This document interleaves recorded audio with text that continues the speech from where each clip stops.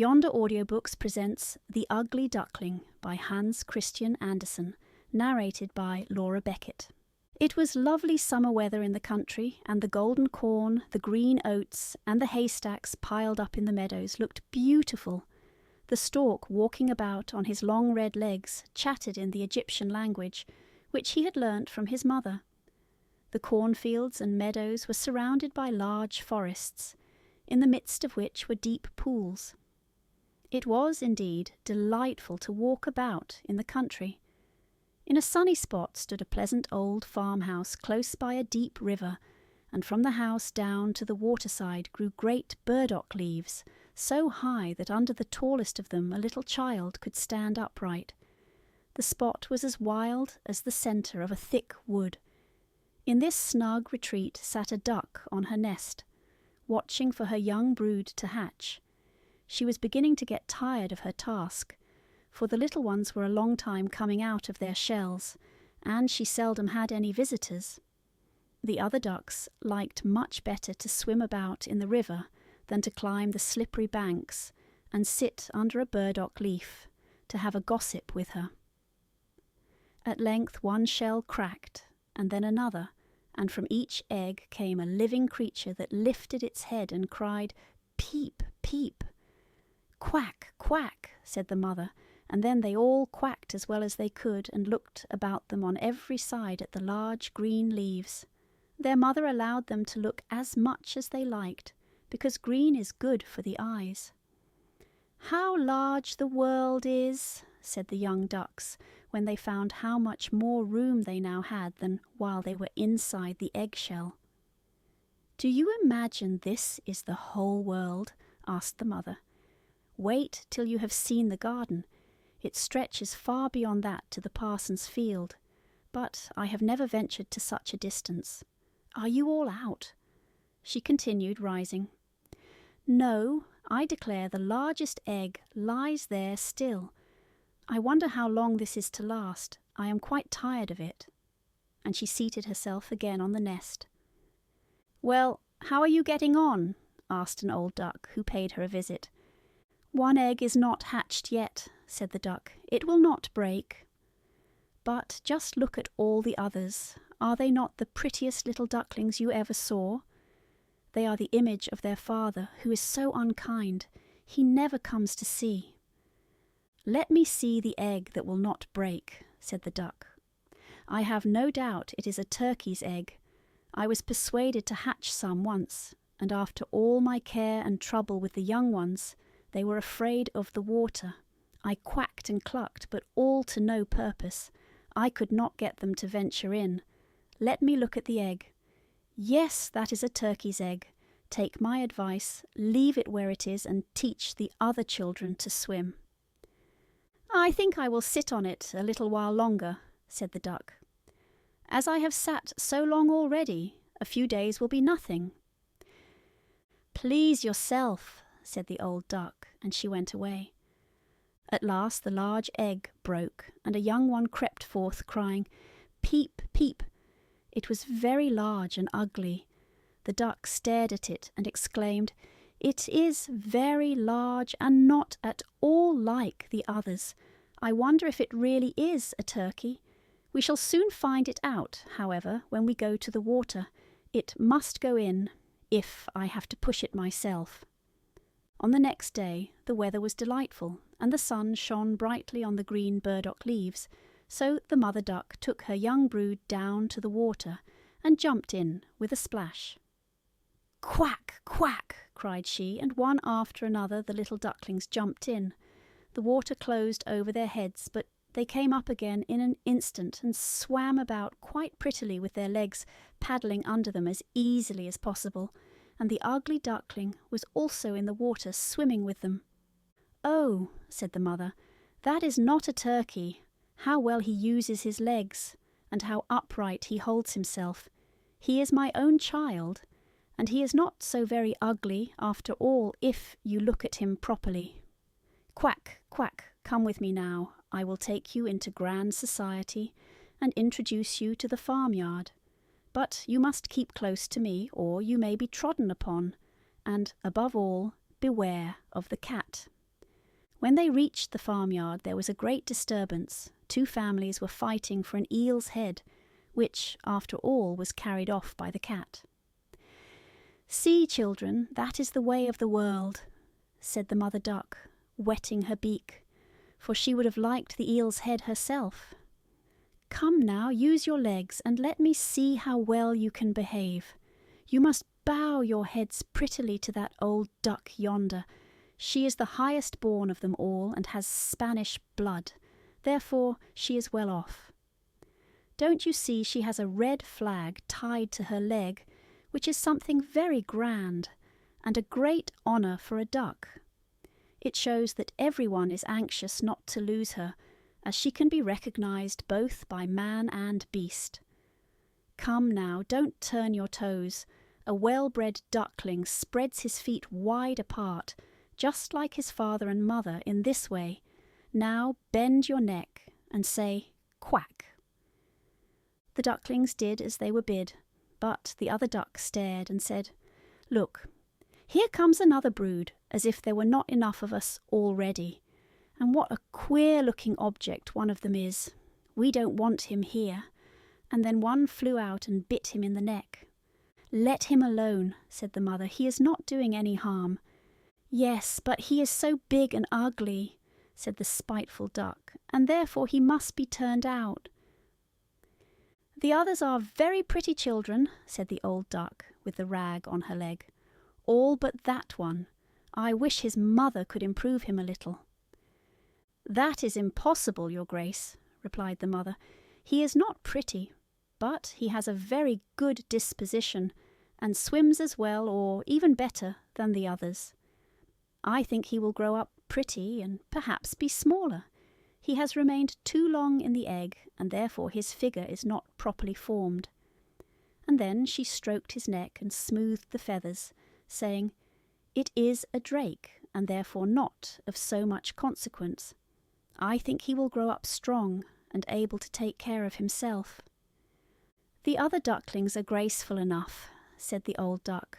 "Now make yourself at home, and if you can find an eel's head, you can bring it to me." And so they made themselves comfortable, but the poor duckling, who had crept out of his shell last of all, and looked so ugly, was bitten and pushed and made fun of, not only by the ducks, but by all the poultry. "He is too big," they all said, and the turkey-cock, who had been born into the world with spurs and fancied himself really an emperor, puffed himself out like a vessel in full sail, and flew at the duckling, and became quite red in the head with passion, so that the poor little thing did not know where to go, and was quite miserable because he was so ugly and laughed at by the whole farmyard. So it went on from day to day till it got worse and worse. The poor duckling was driven about by everyone, even his brothers and sisters were unkind to him, and would say, "Ah, you ugly creature, I wish the cat would get you," and his mother said she wished he had never been born. The ducks pecked him, the chickens beat him, and the girl who fed the poultry kicked him with her feet. So at last he ran away, frightening the little birds in the hedge as he flew over the palings. "They are afraid of me because I am ugly," he said. So he closed his eyes and flew still farther until he came out on a large moor inhabited by wild ducks. Here he remained the whole night, feeling very tired and sorrowful. In the morning, when the wild ducks rose in the air, they stared at their new comrade. "What sort of a duck are you?" they all said, coming round him. He bowed to them and was as polite as he could be, but he did not reply to their question. "You are exceedingly ugly," said the wild ducks, "but that will not matter if you do not want to marry one of our family. Poor thing! He had no thoughts of marriage. All he wanted was permission to lie among the rushes and drink some of the water on the moor."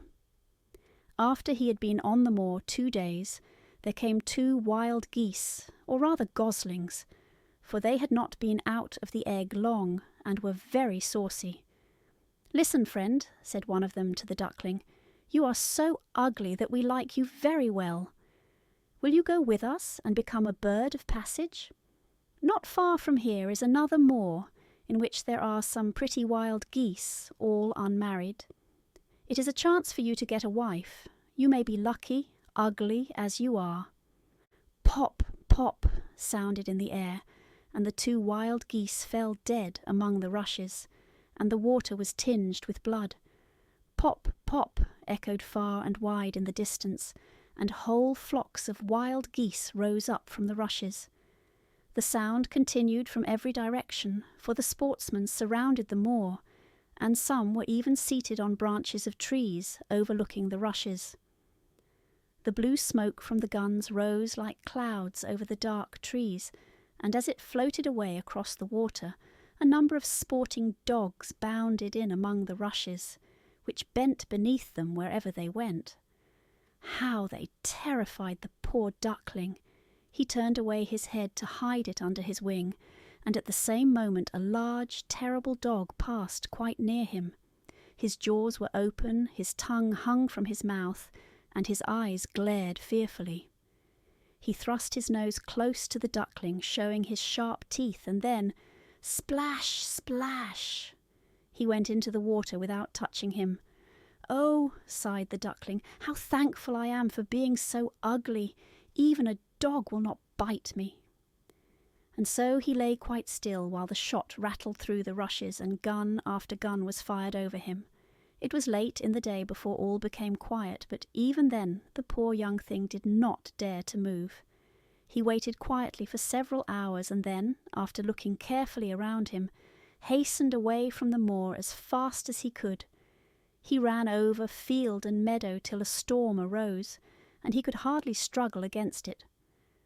Towards evening he reached a poor little cottage that seemed ready to fall, and only remained standing because it could not decide on which side to fall first. The storm continued so violent that the duckling could go no farther. He sat down by the cottage, and then he noticed that the door was not quite closed in consequence of one of the hinges having given way. There was therefore a narrow opening near the bottom, large enough for him to slip through, which he did very quietly, and got a shelter for the night. A woman, a tomcat, and a hen lived in this cottage. The tomcat, whom the mistress called "my little son," was a great favourite. He could raise his back and purr, and could even throw out sparks from his fur if it was stroked the wrong way. The hen had very short legs, so she was called Chickie Shortlegs. She laid good eggs, and her mistress loved her as if she had been her own child. In the morning the strange visitor was discovered, and the tomcat began to purr, and the hen to cluck. "What is that noise about?" said the old woman, looking round the room, but her sight was not very good. Therefore, when she saw the duckling, she thought it must be a fat duck that had strayed from home. "Oh, what a prize!" she exclaimed. "I hope it is not a drake, for then I shall have some duck's eggs. I must wait and see." So the duckling was allowed to remain on trial for 3 weeks, but there were no eggs. Now the tomcat was the master of the house, and the hen was mistress, and they always said, "We and the world," for they believed themselves to be half the world, and the better half too. The duckling thought that others might hold a different opinion on the subject, but the hen would not listen to such doubts. "Can you lay eggs?" she asked. "No." "Then have the goodness to hold your tongue. Can you raise your back, or purr, or throw out sparks?" said the tomcat. "No." "Then you have no right to express an opinion when sensible people are speaking." So the duckling sat in a corner, feeling very low-spirited, till the sunshine and the fresh air came into the room through the open door, and then he began to feel such a great longing for a swim on the water that he could not help telling the hen. "What an absurd idea," said the hen. "You have nothing else to do, therefore you have foolish fancies. If you could purr or lay eggs, they would pass away. But it is so delightful to swim about on the water, said the duckling, and so refreshing to feel it close over your head while you dive down to the bottom. Delightful indeed, said the hen. Why, you must be crazy. Ask the cat. He is the cleverest animal I know. Ask him how he would like to swim about on the water, or to dive under it, for I will not speak of my own opinion. Ask our mistress, the old woman. There is no one in the world more clever than she is. Do you think she would like to swim, or to let the water close over her head? You don't understand me, said the duckling. We don't understand you. Who can understand you, I wonder? Do you consider yourself more clever than the cat or the old woman? I will say nothing of myself. Don't imagine such nonsense, child, and thank your good fortune that you have been received here. Are you not in a warm room, and in society from which you may learn something? But you are a chatterer, and your company is not very agreeable. Believe me, I speak only for your own good. I may tell you unpleasant truths, but that is a proof of my friendship. I advise you, therefore, to lay eggs and learn to purr as quickly as possible. I believe I must go out into the world again, said the duckling. Yes, do, said the hen. So the duckling left the cottage and soon found water on which it could swim and dive, but was avoided by all other animals, because of its ugly appearance. Autumn came, and the leaves in the forest turned to orange and gold. Then, as winter approached, the wind caught them as they fell and whirled them in the cold air. The clouds, heavy with hail and snowflakes, hung low in the sky, and the raven stood on the ferns crying, "Croak, croak." It made one shiver with cold to look at him. All this was very sad for the poor little duckling. One evening, just as the sun set amid radiant clouds, there came a large flock of beautiful birds out of the bushes. The duckling had never seen any like them before. They were swans, and they curved their graceful necks, while their soft plumage shone with dazzling whiteness. They uttered a singular cry as they spread their glorious wings and flew away from those cold regions to warmer countries across the sea. As they mounted higher and higher in the air, the ugly little duckling felt quite a strange sensation as he watched them. He whirled himself in the water like a wheel, stretched out his neck towards them, and uttered a cry so strange that it frightened himself. Could he ever forget those beautiful, happy birds? And when at last they were out of his sight, he dived under the water and rose again almost beside himself with excitement. He knew not the names of these birds, nor where they had flown, but he felt towards them as he had never felt for any other bird in the world. He was not envious of these beautiful creatures, but wished to be as lovely as they. Poor, ugly creature! How gladly he would have lived even with the ducks, had they only given him encouragement. The winter grew colder and colder. He was obliged to swim about on the water to keep it from freezing, but every night the space on which he swam became smaller and smaller.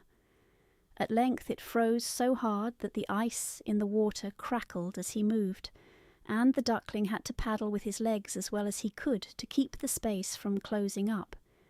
He became exhausted at last, and lay still and helpless, frozen fast in the ice. Early in the morning, a peasant who was passing by saw what had happened. He broke the ice in pieces with his wooden shoe and carried the duckling home to his wife. The warmth revived the poor little creature, but when the children wanted to play with him, the duckling thought they would do him some harm. So he started up in terror, fluttered into the milk pan, and splashed the milk about the room. Then the woman clapped her hands, which frightened him still more. He flew first into the butter cask, then into the meal tub, and out again. What a condition he was in! The woman screamed and struck at him with the tongs. the children laughed and screamed and tumbled over each other in their efforts to catch him. But luckily he escaped. The door stood open. The poor creature could just manage to slip out among the bushes and lie down quite exhausted in the newly fallen snow. It would be very sad were I to relate all the misery and privations which the poor little duckling endured during the hard winter. But when it had passed, he found himself lying one morning in a moor amongst the rushes. He felt the warm sun shining and heard the lark singing, and saw that all around was beautiful spring. Then the young bird felt that his wings were strong as he flapped them against his sides and rose high into the air. They bore him onwards until he found himself in a large garden before he well knew how it had happened. The apple trees were in full blossom, and the fragrant elders bent their long green branches down to the stream which wound round a smooth lawn. Everything looked beautiful in the freshness of early spring. From a thicket close by came 3 beautiful white swans, rustling their feathers and swimming lightly over the smooth water. The duckling remembered the lovely birds and felt more strangely unhappy than ever. "I will fly to those royal birds," he exclaimed, "and they will kill me, because I am so ugly and dare to approach them. But it does not matter. Better be killed by them than pecked by the ducks, beaten by the hens, pushed about by the maiden who feeds the poultry, or starved with hunger in the winter." Then he flew to the water and swam towards the beautiful swans. The moment they espied the stranger, they rushed to meet him with outstretched wings. "Kill me," said the poor bird, and he bent his head down to the surface of the water and awaited death. But what did he see in the clear stream below? His own image, no longer a dark grey bird, ugly and disagreeable to look at, but a graceful and beautiful swan. To be born in a duck's nest, in a farmyard, is of no consequence to a bird, if it is hatched from a swan's egg. He now felt glad at having suffered sorrow and trouble, because it enabled him to enjoy so much better all the pleasure and happiness around him. For the great swans swam round the newcomer and stroked his neck with their beaks as a welcome. Into the garden presently came some little children, and threw bread and cake into the water. "See," cried the youngest, "there is a new one." And the rest were delighted and ran to their father and mother, dancing and clapping their hands and shouting joyously, "There is another swan come! A new one has arrived." Then they threw more bread and cake into the water and said, "The new one is the most beautiful of all. He is so young and pretty." And the old swans bowed their heads before him. Then he felt quite ashamed, and hid his head under his wing, for he did not know what to do. He was so happy and yet not at all proud. He had been persecuted and despised for his ugliness, and now he heard them say he was the most beautiful of all the birds. Even the elder tree bent down its boughs into the water before him, and the sun shone warm and bright. Then he rustled his feathers, curved his slender neck, and cried joyfully from the depths of his heart, "I never dreamed of such happiness as this, while I was an ugly duckling." Thank you for listening to this Yonder Audiobooks production. If you enjoyed this audiobook, be sure to explore more stories in our Yonder Books collection. Until next time, continue to journey beyond the pages.